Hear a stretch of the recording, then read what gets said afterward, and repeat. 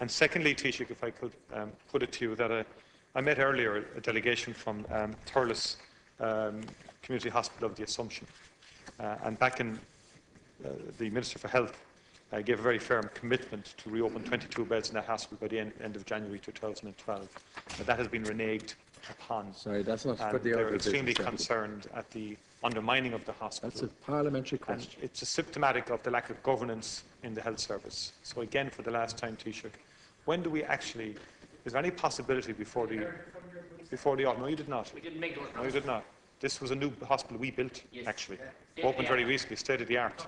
And you promised them, sorry, could we have a conversation through the chair? Thank you. Just like you promised every community up and down the country. Thank you, Deputy. Don't succumb to this. And I just want to ask the Taoiseach, the Health and Governance Bill, is that going to be published in between this session and the next session? Or what is the intention? And or have you any interim plans now in terms of the legal structures that govern health at the moment? Because we're all very unclear. Is it the Secretary-General? Thank you. Is it the Minister? Is it the HSE Chief Executive Officer? Is it the officials? Sounds like a leader's question, I think. No. Well, given the volume of issues we have to raise at Count Corla, I think a legislative framework would sort out some of this and would give badly needed clarity to a situation that is of the Minister's own creation, because he abolished the HSE board without putting anything in its place. Thank you, Count Corla. Thank you. And I noticed that you said, we built it. That's what's been wrong in this place for so long. We built it. That's what you said. We built it. The taxpayers pay their money, the governments put a process in place. Now, I guess if you claim ownership of the, ownership of the people's facilities. Your father was good at it, no? He built a lot of things. We did. Can I tell Deputy Martin? Your own construction equipment too. May I tell Deputy Martin that the Child and Family Agency proposal was cleared this morning at Cabinet. The Minister given approval to go ahead and prepare that. It will be ready in the autumn. And also, the HSE Governance Bill was cleared today and approved by Cabinet for publication. Hallelujah. There will be some amendments possibly later on at committee stage, but the bill was cleared for publication today. Expected to be published tomorrow, Minister. So. Thank you. Deputy Adams.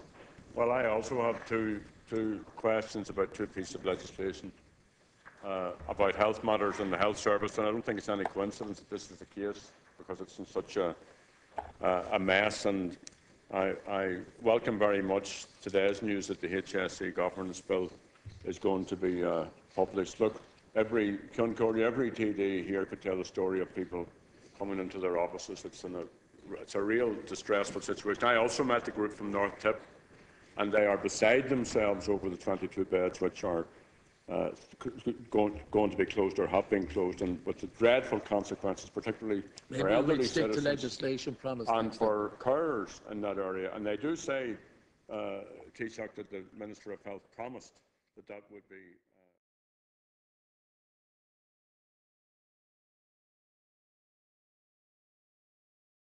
Leader, I'm proposing today an amendment on the order of business. And the amendment on the order of business is that the Minister for Health, James Riley, come into this House, and specifically come into this House to deal with promises that the Minister has made whilst he has been Minister for Health and in the run-up to the election. We all very well know the promises he made in relation to Sligo Cancer Care Services, specific promises which he has broken. We also know the promises that he and the Taoiseach made in relation to Roscommon A&E, specific promises about the retention of A&E services there.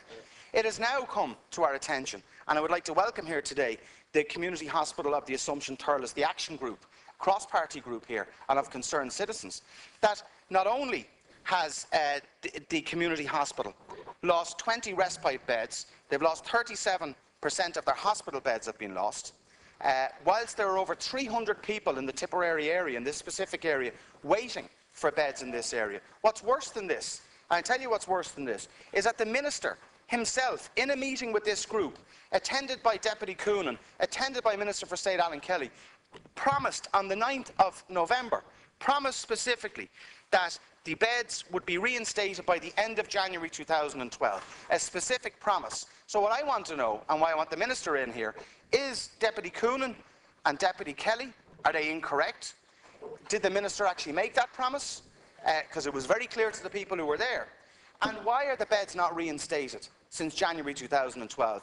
We're used to the broken promise. Now, I've said in the record of this House on numerous occasions, by the way, numerous occasions before the news came out 2 weeks ago, about the issue that I have, that I believe that the Minister himself had a conflict of interest. I said this 6 months ago in the nursing home sector. I'm not going down that area. I am going to conclude. But I want to know why the Minister can tell a group of elected councillors and people within the community, when he states that he is going to reinstate beds by the end of January 2012 at a meeting here in Leinster House on the 9th of February 2011, and how now he can actually deny that he said it.